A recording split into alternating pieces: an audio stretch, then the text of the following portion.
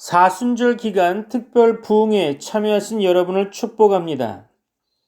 오늘은 부흥의 첫날 스바냐서 1장의 말씀으로 하나님의 말씀을 선포하고자 합니다. 특별히 본문은 1장 14절로 18절의 말씀을 정했는데요. 오늘 본문의 말씀을 제가 받도록 봉독하겠습니다. 스바냐서 1장 14절로 18절입니다. 여호와의 큰 날이 가깝도다. 가깝고도 빠르도다. 여호와의 날의 소리로다. 용사가 거기서 심히 슬피 우는도다. 그날은 분노의 날이요 환난과 고통의 날이요 황폐와 패망의 날이요 깜깜하고 어두운 날이요 구름과 흑암의 날이요 나팔을 불어 경고하며 견고한 성읍들을 치며 높은 망대를 치는 날이로다. 내가 사람들에게 고난을 내려 맹인같이 행하게 하리니 이는 그들이 나 여호와께 범죄하였음이라. 또 그들의 피는 쏟아져서 티끌같이 되며 그들의 삶은 분토같이 될지라. 그들의 은과 금이 여호와의 분노의 날에 능히 그들을 건지지 못할 것이며 이 온 땅이 여호와의 질투의 불에 삼켜지리니 이는 여호와가 이 땅 모든 주민을 멸절하되 놀랍게 멸절할 것임이라. 아멘.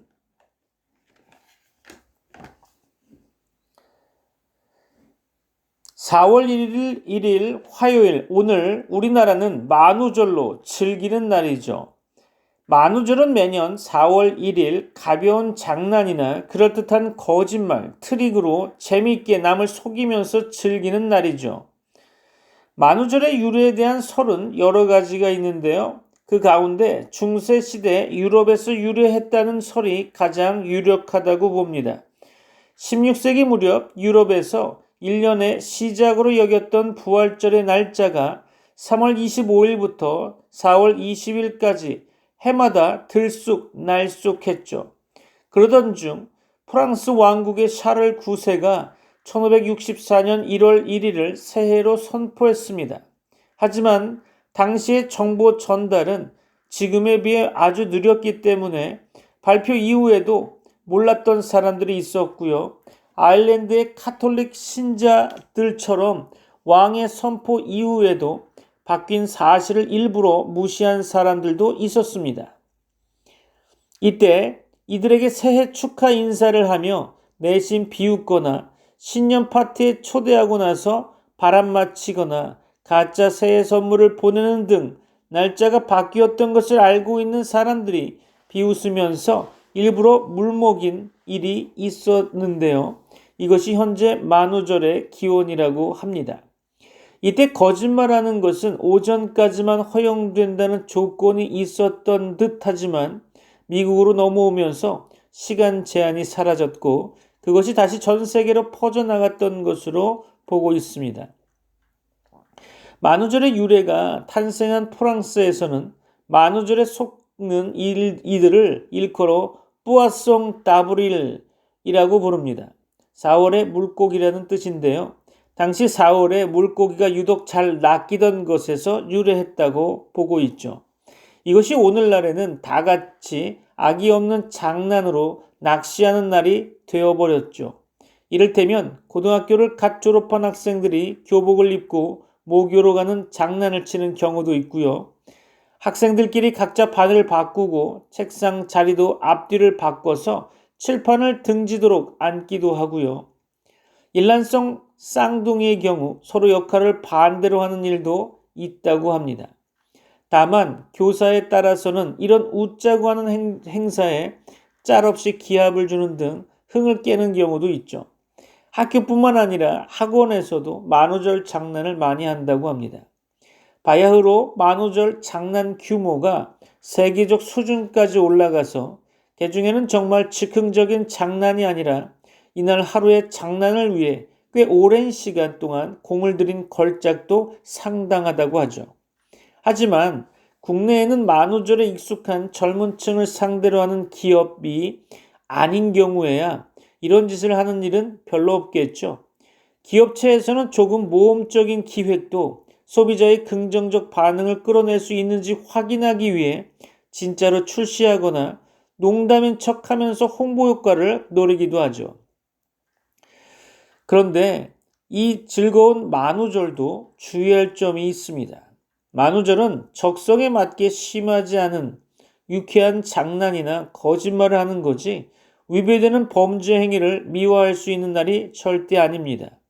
다른 날과 마찬가지로 만우절 역시 모든 장난과 거짓말이 사회적 법적으로 결코 용인되는 건 아니겠죠. 아무리 만우절이라도 선을 넘어서 심하게 장난을 치는 행위, 과도한 민폐 행위, 거짓말을 이용해 대중의 관심을 끌고자 하는 행위, 불특정 다수를 성가시게 만드는 과도한 시각적, 청각적 가짜뉴스 정보 유포, 국민들의 감정이나 사회적 여론을 건드리는 것 등이 허용되지 않습니다. 저작물 패러디, 오마주할 경우에는 민감한 영역을 함부로 건드리면 곱게 넘어가지 못할 수도 있겠죠.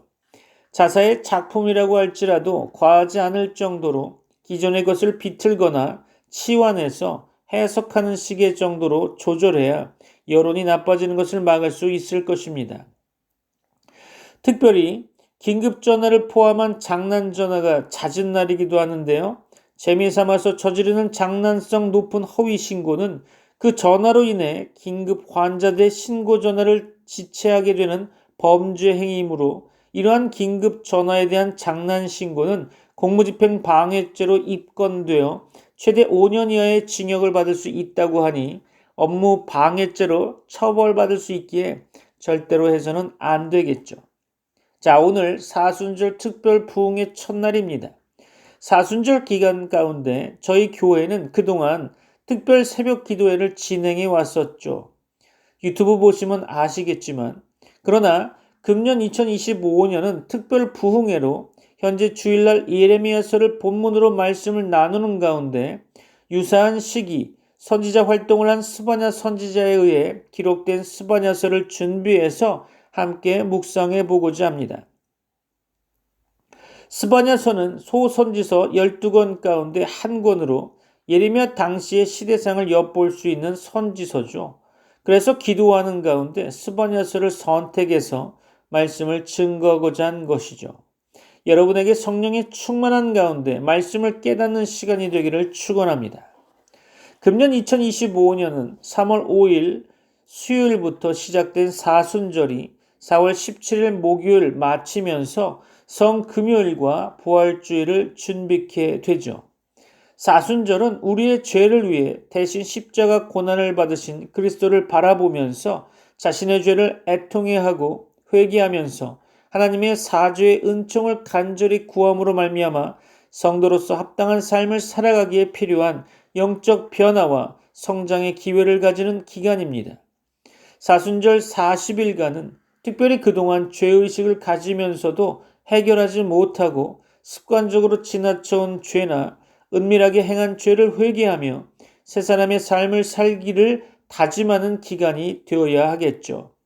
더 근본적으로는 자신 안에 있는 어찌할 수 없는 죄성을 슬퍼함으로 옛사람의 죄성을 벗어버리고 새 사람이 갖는 의의 본성의 옷으로 갈아입는 성화의 삶을 훈련하는 기간이 되어야 합니다. 오늘날 우리나라는 윤석열 대통령의 탄핵 관련하여 국론이 분열되고 찬성과 반대의 국민 간 대립이 심화되고 있죠. 이 가운데 자신의 입장만을 내세워서 상대방의 입장을 정죄하고 비판하는 자기중심적 태도가 자리 잡고 있는 듯 보입니다.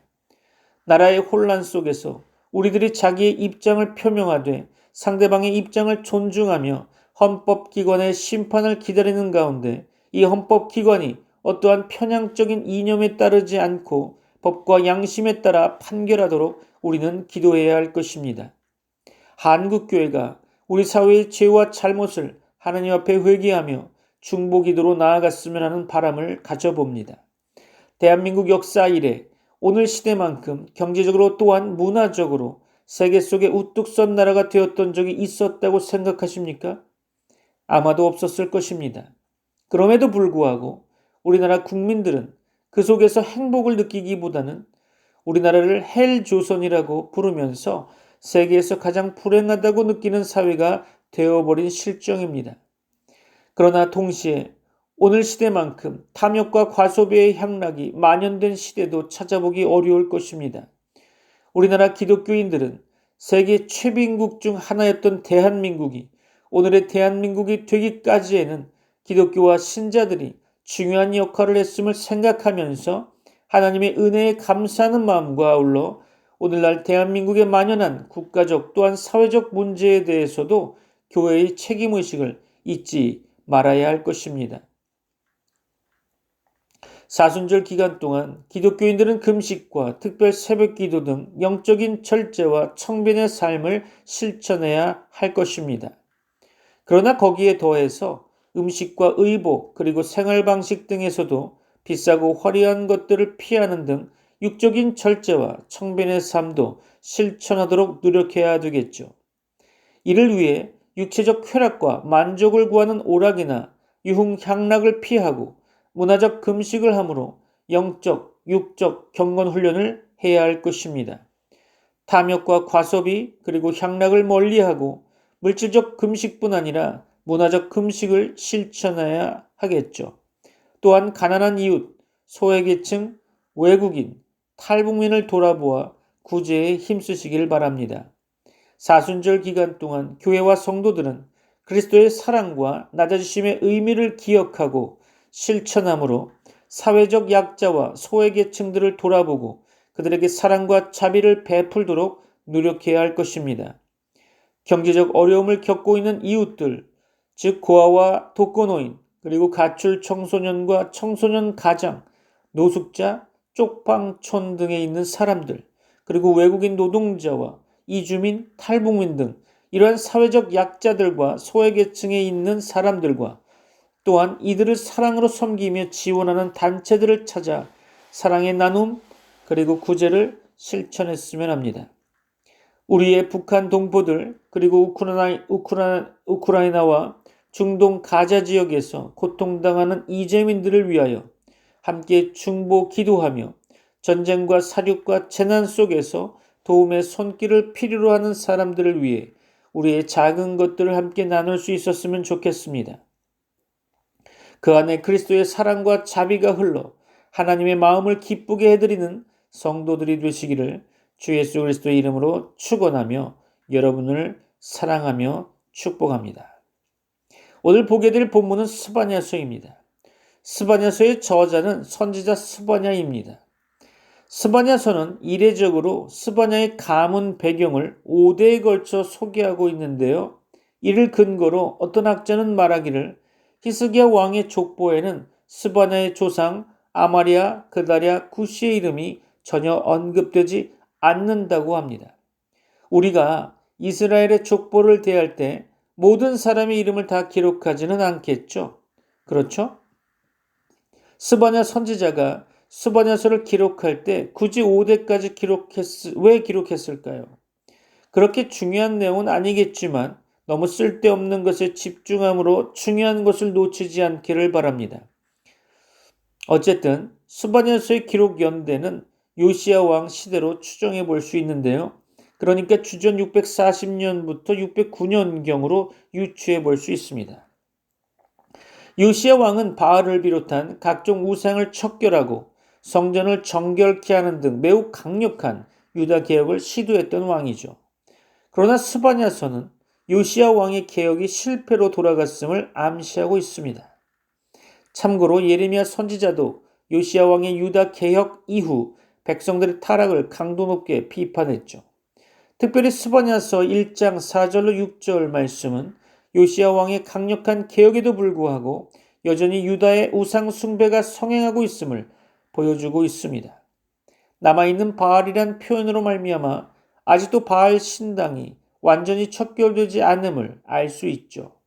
또한 본문에서는 그마림이란 이름이 등장하고 있는데요. 그마림이란 이름은 우상을 섬기는 제사장들을 총칭하는 명칭으로 보여집니다. 당시 유다는 혼합주의에 깊게 물들어 있었죠.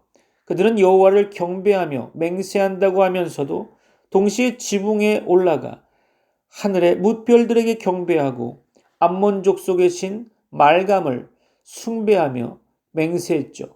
하나님께서는 그들의 이 같은 이중적인 신앙을 지극히 역겨워하셨습니다. 그리고 그들을 멸절하시겠다고 선언하셨던 거죠. 참고로 말감은 원래 의미는 그들의 왕이라는 뜻인데요. 암몬 족속의 신 밀곰을 빗댄 말로 보여집니다. 그 유다 백성들은 심지어 하나님의 공의를 의심하기도 했죠. 특별히 본문에서 여호와께서는 복도 내리지 아니하시며 화도 내리지 아니하시리라 라는 구절이 언급되어 있는데요. 이는 히브리 원문으로 번역하면 여호와는 선도 행하지 않고 악도 행하지 않는다는 말로 해석될 수 있습니다. 또한 본문에서 찌꺼기같이 가라앉아서라는 표현이 언급되어 있는데요.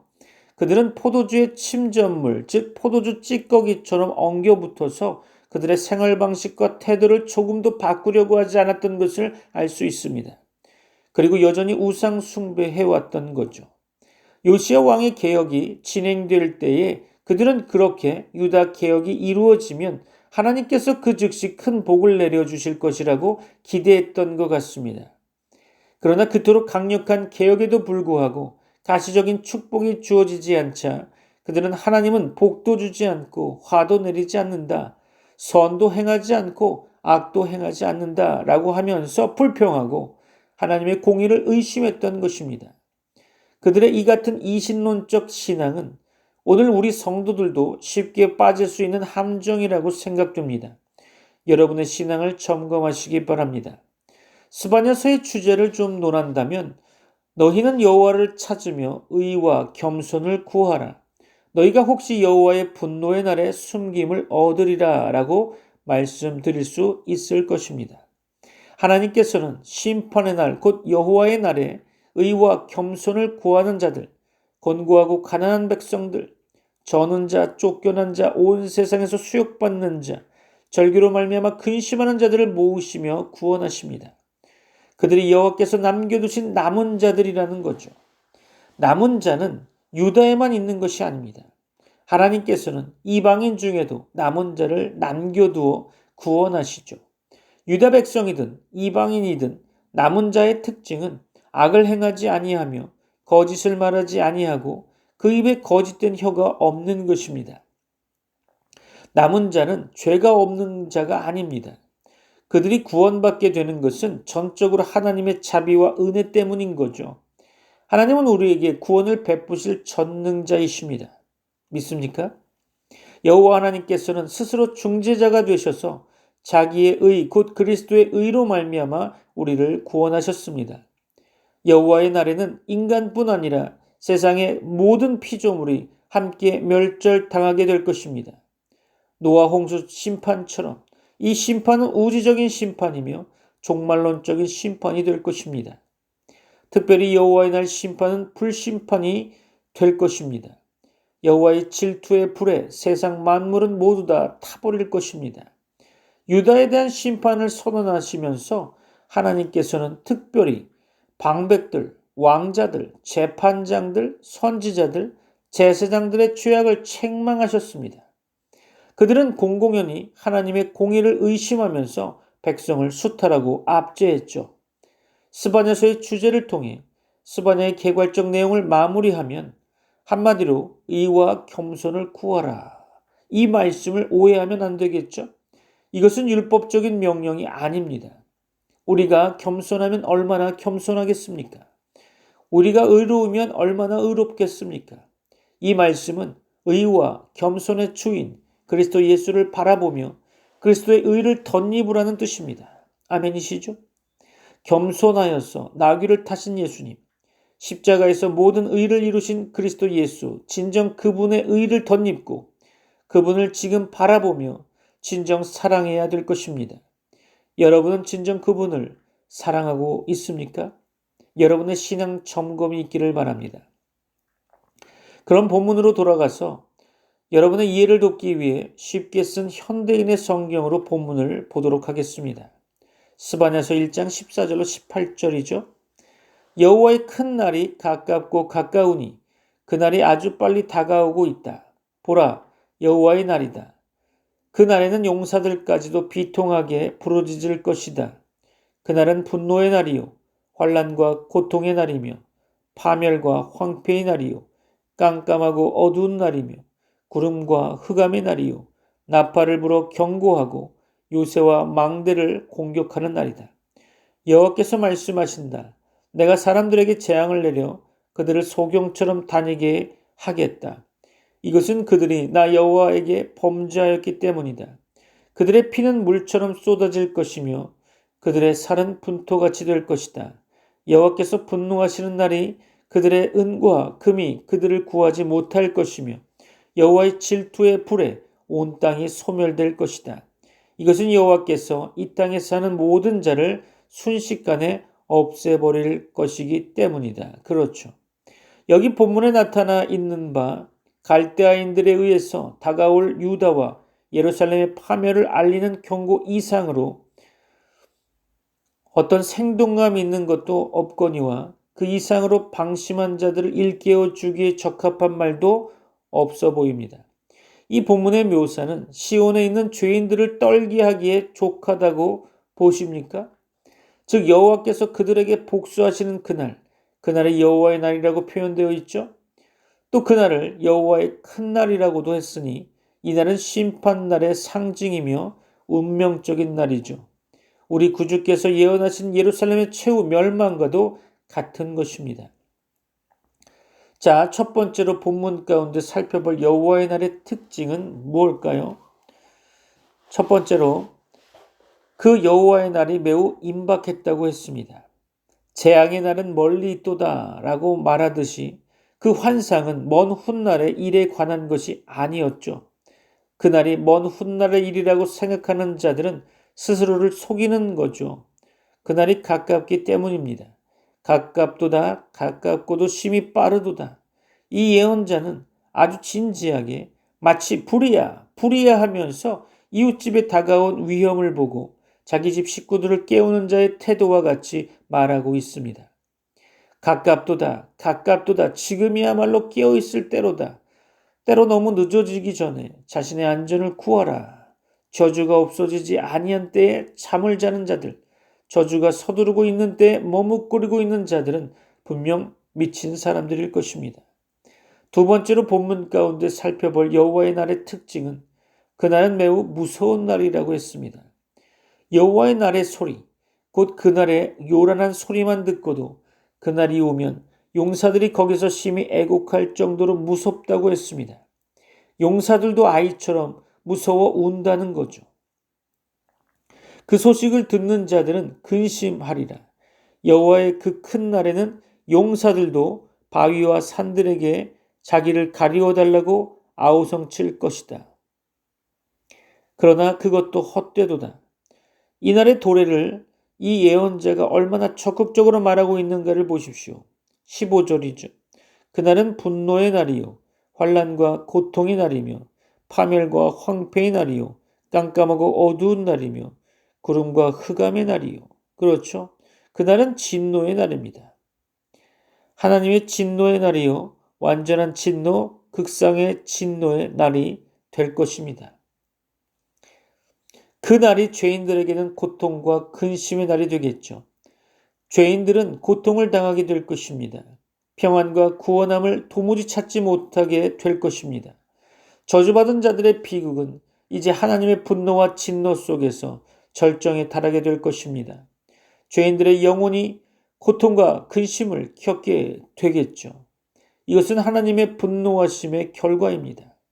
뿐만 아니라 주민들에게도 환난과 고통의 날이 될 것입니다. 온 땅의 황무함과 파괴함의 날이 되겠죠. 그 비옥하던 땅이 광야로 변하게 될 것입니다. 그날은 암흑과 비운의 날이 되겠죠.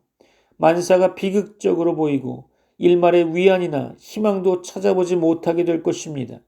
사방을 둘러보나 온통 어두운 뿐이죠. 그날은 구름과 짙은 흑암의 날이 될 것입니다. 고무적인 것은 하나도 없고 온통 위협적인 일만 있을 뿐이죠. 그 짙은 구름은 폭풍을 몰고 오게 될 것입니다. 세 번째로 본문 가운데 살펴볼 여호와의 날의 특징은 그날은 파괴의 날이라고 했습니다. 이러한 파괴가 일어나게 되겠죠. 첫 번째로 지역의 파멸입니다. 즉 가장 잘 요새화되었던 곳도 파괴될 것입니다. 견고한 성읍을 치는 나팔과 경고가 있을 것입니다. 높은 망대를 무너뜨리겠죠. 어떤 요새와 성벽이 하나님의 분노를 막아낼 수 있겠습니까? 두 번째로 사람들의 파멸이 일어나게 될 것입니다. 여호와 하나님께서 사람들에게 고난을 내리실 것이죠. 가장 강한 자에게도 그리할 것입니다. 그들의 심장과 손이 그들을 쳐버릴 것입니다. 그들은 소경처럼 방향 없이 걷게 되겠죠. 이는 그들이 여호와를 거슬러 범죄했기 때문입니다. 악한 자의 길을 걷는 자들이 언젠가는 소경처럼 흑암에 행하고 의심과 위험 속에서 아무런 거침이나 위안도 없이 다니다가 마침내는 구렁에 빠지게 되는 것은 당연하겠죠. 그들이 여호와를 거슬러 범죄했기 때문에 하나님이 그들을 잔인한 원수의 소나기에 넘기게 될 것입니다. 그 원수들은 그들의 피를 티끌처럼 쏟을 것입니다. 그들의 피를 흥건하게 미련 없이 쏟을 것이며 그들의 육체는 분뇨와 같이 거름더미에 버려질 것입니다. 네 번째로 본문 가운데 살펴볼 여호와의 날의 특징은 그날의 파멸은 피할 수도 없거니와 전 세계적으로 일어난다는 것이죠. 첫째, 그 파멸을 피하기 위해 어떠한 희생을 치르더라도 소용이 없을 것입니다.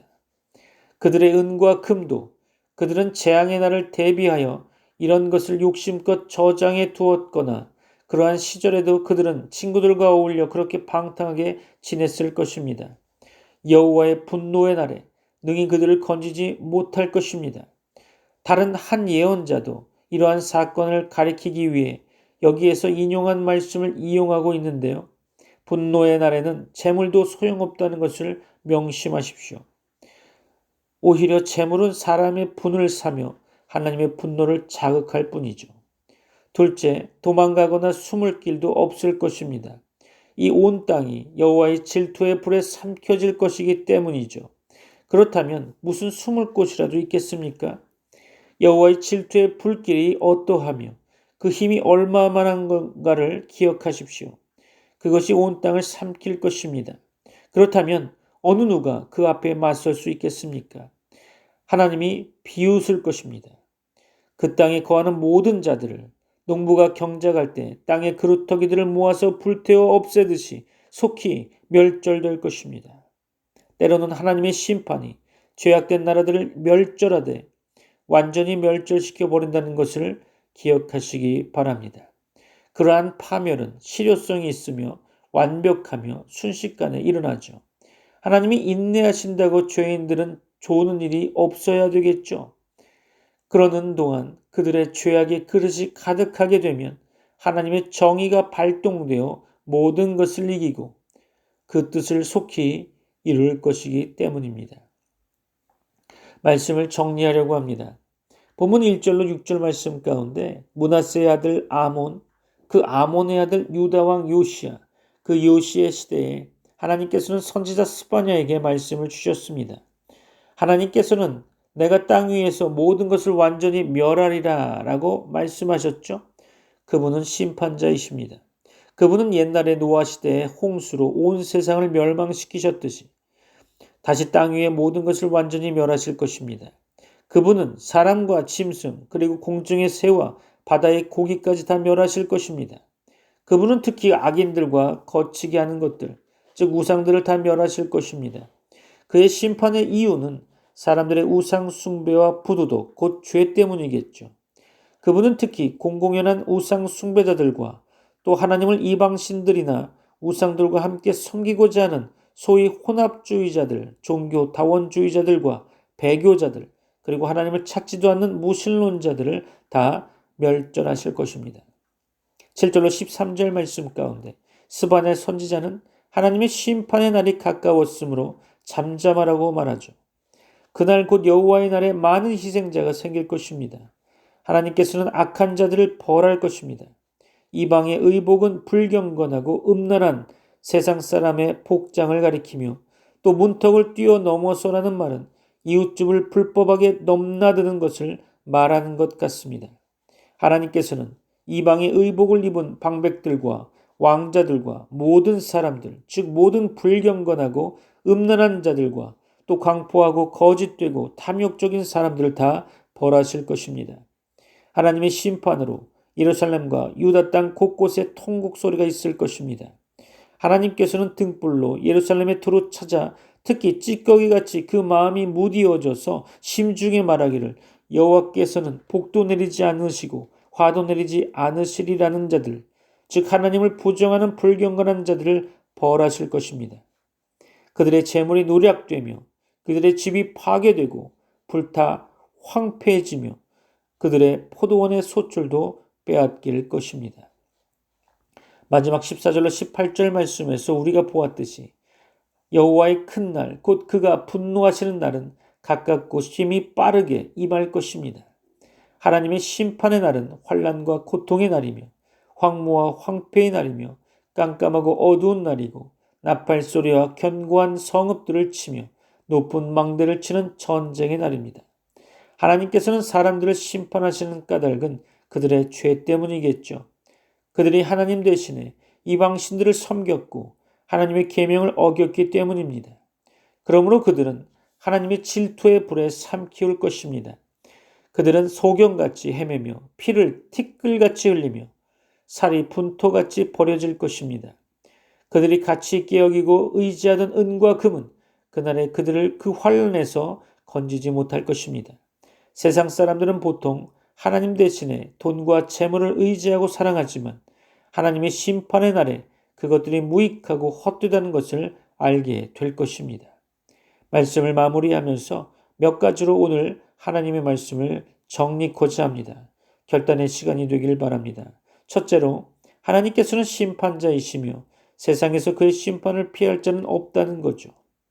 둘째로, 우리는 모든 이방신들과 우상들을 버리고 살아계시고 참되신 창조주, 섭리자이신 심판자 되신 그 하나님만 믿고 순종하며 그 앞에서 경건하고 정직하고 선하고 진실하게만 살아야 할 것입니다.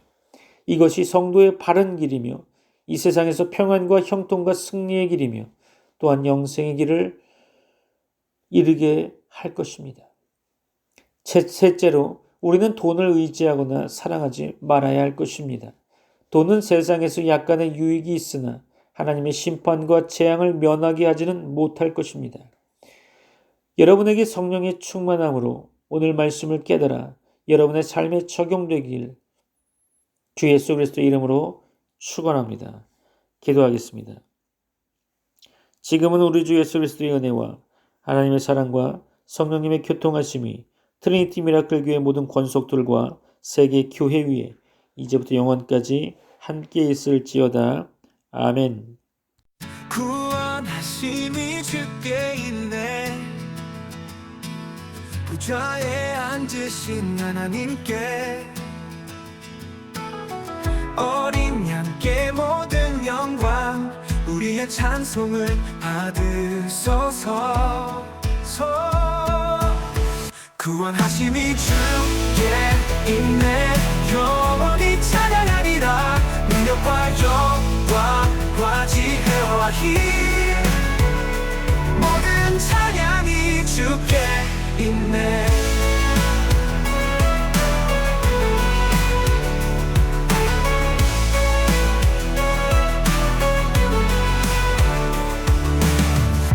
천사들이 엎드리며 보좌 앞에 경배하네. 주님께 감사드리며 모든 찬송 올리네. 구원하심이 주께 있네. 보좌에 앉으신 하나님께 어린 양께 모든 영광 우리의 찬송을 받으소서. 구원하심이 주께 있네. 영원히 찬양하리라. 능력과 영광과 지혜와 힘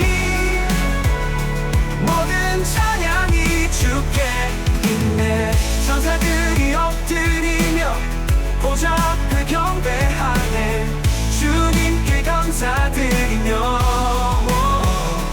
모든 찬양이 주님을 높여 찬양하네. 구원하심이 주께 있네. 영원히 찬양하리라. 능력과 지혜와 힘